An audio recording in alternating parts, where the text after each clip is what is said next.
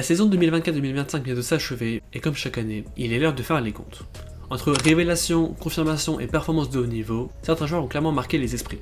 Aujourd'hui, je vous présente mon 11 type de la saison, les joueurs qui, selon moi, ont été les plus impressionnants, réguliers et décisifs à leur poste. Je mettrai aussi des remplaçants, qui seront une sorte de deuxième meilleur joueur de la saison. Pour la formation, on part sur un 4-3-3, enfin bref, c'est parti.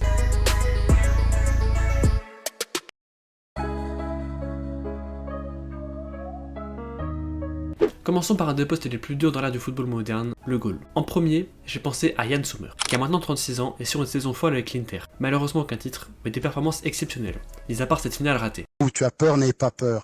Je suis un ami, je ne te ferai pas de mal. Et je vais être honnête, avant cette finale, je le mettais clairement en tant que titulaire de la saison. Mais il a trop encaissé. Si on prend avec le Barça, il a pris 11 buts en 3 matchs. Et je pense pas que ce soit la performance du meilleur gardien de la saison. Et même s'il a quasi un clean sheet par 2 matchs, il a fait pas mal d'erreurs. Et cette finale pour moi m'a clairement ouvert les yeux. J'ai donc pris son concurrent direct, Gianluigi Donnarumma. Certes inconsistant au début de saison, certes quelques erreurs par-ci par-là, mais actuellement, c'est le meilleur du monde. Sa deuxième partie de saison est dingue. Il a clairement sauvé Paris, et surtout à tous les paliers de la Ligue des Champions. Pour moi, c'est une des campagnes européennes, si ce n'est la meilleure qui n'ait jamais été faite. Il a été exceptionnel, place amplement méritée. Devant ce goal, on aura donc une défense à 4. À droite, même si les Barcelonais viennent de me dire que Koundé était meilleur, et c'est vrai qu'avec le Barça, tant en défense qu'en attaque, il a été l'un des meilleurs latéraux et surtout latéraux droit cette saison, mais pas le meilleur. Pour moi, le meilleur c'est le futur ballon d'or africain, Achraf Hakimi. Le Marocain est vraiment la définition pure d'un latéral moderne, solide défensivement, cardio et vitesse d'enfer, lui permettant de gérer son couloir et de combiner avec les ailiers. Et même offensivement, il a des stats d'ailier. Sur FBref, on voit que tout est vert, sauf le niveau défensif. Mais bon, ça c'est le problème de FBref, c'est que ça prend pas le pourcentage en compte, ça prend le nombre. Donc forcément, vu que le PSG est très peu dominé, voilà le pourquoi du comment. Et même si je m'avance un peu, il est pour moi le meilleur latéral tout confondu. Parce que même à gauche, on ne fait pas mieux. Et pourtant, il y a du beau monde. Cette saison, ça se jouait entre Nuno Mendes et Di Marco. Et personnellement, j'ai penché pour Nuno Mendes.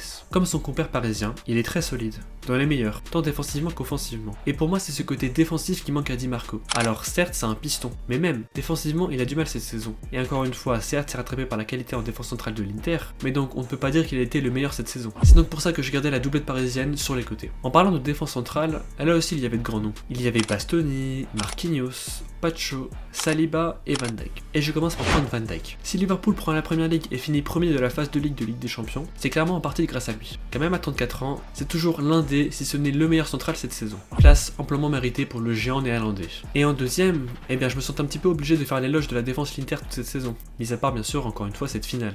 Et en comptant cette finale, c'est quand même la meilleure défense toute compétition confondue dans les 5 grands championnats. Et bien sûr, ce n'est pas que grâce à Sommer. Vous l'aurez compris, j'ai donc pris Bastoni. Jeune, certes, mais il a confirmé sa place dans l'élite des centraux cette saison, que ce soit en Serie A ou en Ligue des Champions.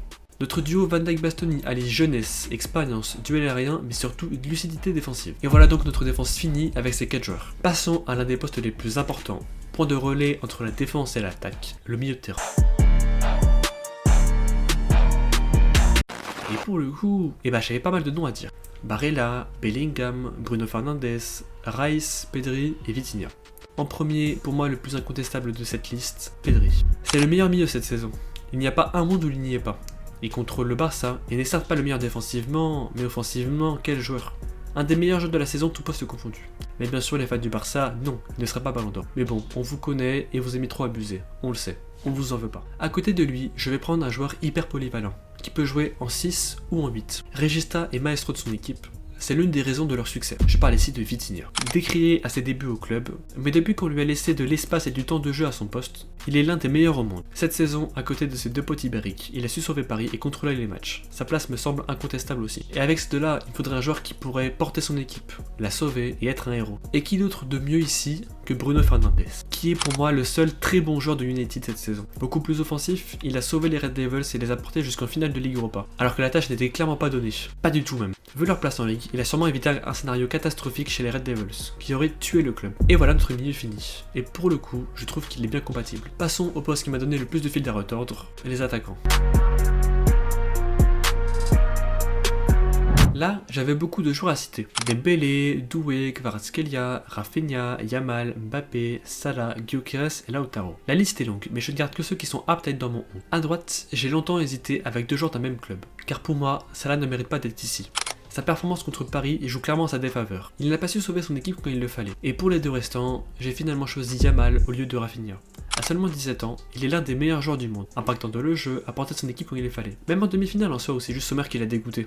Et pourquoi pas finir? J'ai trouvé que sur la fin de saison, il s'était reposé et avait été beaucoup moins impactant. Et vous allez me dire qu'il pourrait jouer à gauche, mais à gauche, c'est bouché. Ici, j'avais le choix entre Doué et Kvaratskhelia. Deux cracks du PSG certes, mais j'ai bien évidemment choisi Doué. Déjà pour sa performance en finale de Ligue des Champions, plus jeune titulaire de l'histoire, plus jeune buteur et plus jeune passeur. Et surtout, seul joueur dans l'histoire à avoir mis 3 goals assists en une finale de Ligue des Champions. Mais pas seulement pour cela, même en Ligue il a été bon.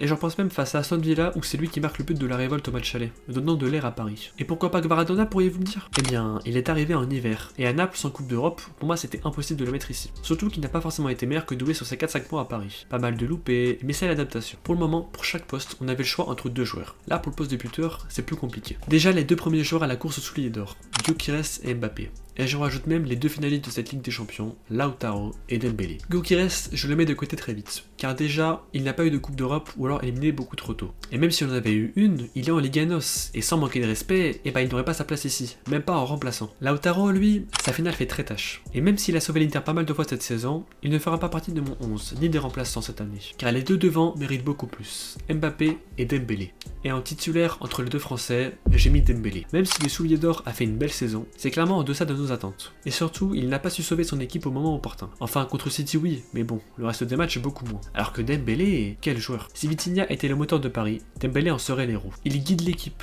montre la voie, et sait mettre en avant ses coéquipiers. Il fait passer l'équipe avant lui, pas comme Mbappé. Caractère de guerrier, il mérite plus que personne. Et si je vais plus loin, il mériterait même son ballon d'or. Mais ça à voir en fonction de la Coupe du Monde des clubs.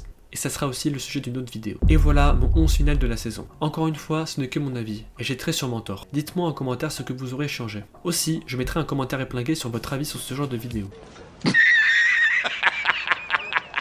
Plus courte et condensée, mais postée plus régulièrement. N'hésite pas à me dire ton avis. Aussi, si tu souhaites me soutenir, n'hésite pas à liker et à t'abonner, ça me ferait extrêmement plaisir. Sur ce, je vous dis ciao les goats et à la prochaine.